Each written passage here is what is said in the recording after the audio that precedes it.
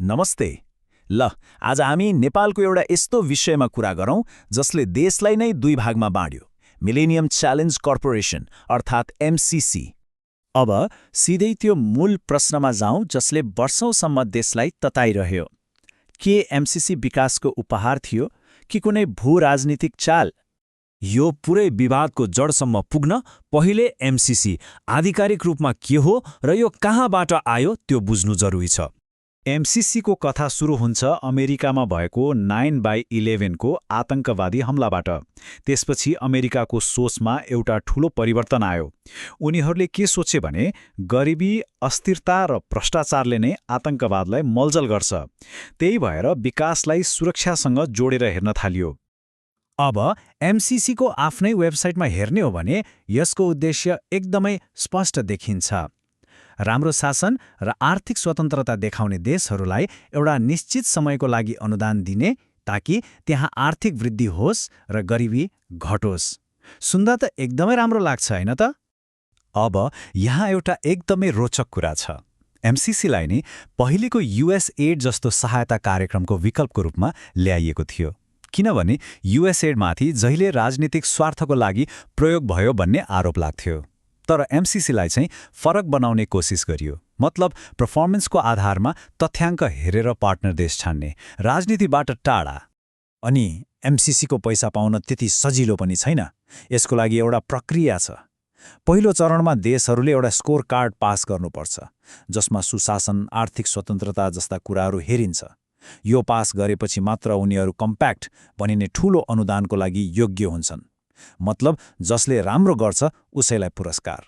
त्यसो भए यदि एमसीसी एउटा डाटामा आधारित विकास कार्यक्रम मात्रै हो भने यत्रो ठूलो विवाद चाहिँ कहाँबाट सुरु भयो त? हो, यसको जड जोडिएको छ अमेरिकाको अर्को एउटा रणनीतिक योजनासँग। शङ्का त्यति बेला सुरु भयो जब एमसीसीलाई विकास कार्यक्रम मात्रै होइन, अमेरिकाको एउटा ठूलो भू-राजनीतिक रणनीति इन्डो पेसिफिक स्ट्र्याटेजी वा आइपीएसको एउटा हिस्सा हो कि भनेर हेर्न थाल्यो। र यो आइपीएसलाई धेरैले चीनको बढ्दो प्रभावलाई रोक्न बनाइएको एउटा सैन्य गठबन्धनको रूपमा हेर्थे। आलोचकहरूका लागि त यो एउटा पक्का प्रमाण जस्तै भयो। अमेरिकाको एउटा सरकारी रिपोर्टमा नै एमसीसीलाई इन्डो पेसिफिक रणनीतिको आर्थिक पाटो भनेर लेखिएको थियो। हो, यहीँबाट शङ्काले बलियो जरा गाड्यो कि यी दुई बीच पक्कै कुनै गहिरो सम्बन्ध छ।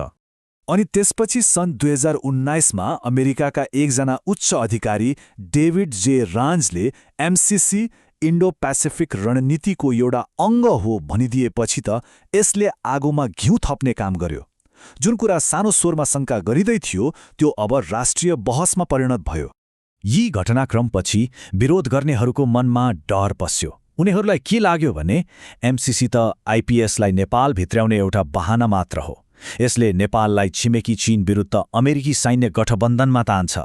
यो अनुदान त अमेरिकी सेना भित्र्याउने ट्रोजन हर्स हो र यसले नेपालको सार्वभौमिकता र असंलग्न परराष्ट्र नीतिलाई नै खतरामा पार्छ। अब देश एकातिर समर्थक र अर्कोतिर विरोधी, यसरी दुई ध्रुवमा बाँडिएपछि यो विवादको समाधान कसरी निस्क्यो त? आउनुहोस् हेरौँ। सन् 2019मा विवाद सुरु भयो। 2020-21मा त सडकमा चर्को प्रदर्शन र राजनीतिक गतिरोध नै भयो। तर वर्षौंसम्म चलेको यो सडक र सदनको बहसपछि अन्ततः एउटा निर्णयमा पुगियो। फेब्रुअरी 2022मा नेपालको संसदले एमसीसी सम्झौतालाई अनुमोदन गर्यो। तर यो अनुमोदन त्यसै भएको होइन, यो एउटा शर्तमा भयो। संसदले यसमा 12 बुँदे व्याख्यात्मक घोषणा जोड्यो, जसमा स्पष्टसँग भनिएको छ कि एमसीसी कुनै पनि सैन्य रणनीतिको हिस्सा होइन। यो त्यो डरलाई सम्बोधन गर्ने एउटा राजनीतिक उपाय थियो जसले विवादलाई जन्म दिएको थियो। र यो हो त्यो रकम जसको वरिपरि यत्रो बहस घुम्यो, $500 मिलियन। यो चाहिँ अमेरिकाबाट आउने अनुदान हो, जसमा नेपालले पनि परियोजनाहरूको लागि थप $130 मिलियन लगानी गर्नेछ। अब प्रश्न उठ्छ, यो पैसा कहाँ खर्च हुँदैछ त?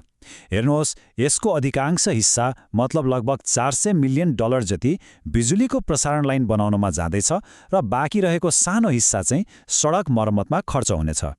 एमसीसी अब कार्यान्वयनको चरणमा छ, तर राजनीतिक बहसको ठाउँमा अब एउटा नयाँ चुनौती आएको छ। त्यो हो यी ठूला परियोजनाहरूलाई 5 वर्षको कडा समय सीमाभित्र सक्नुपर्ने। यदि यो समयमा काम सकिएन भने यो सबै पैसा फिर्ता जाने जोखिम छ।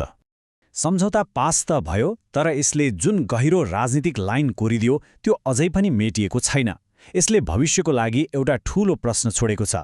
के एमसीसी विवाद साँच्चै सकियो वा यो नेपालको भू राजनीतिक यात्राको एउटा नयाँ अध्यायको सुरुवात मात्र हो?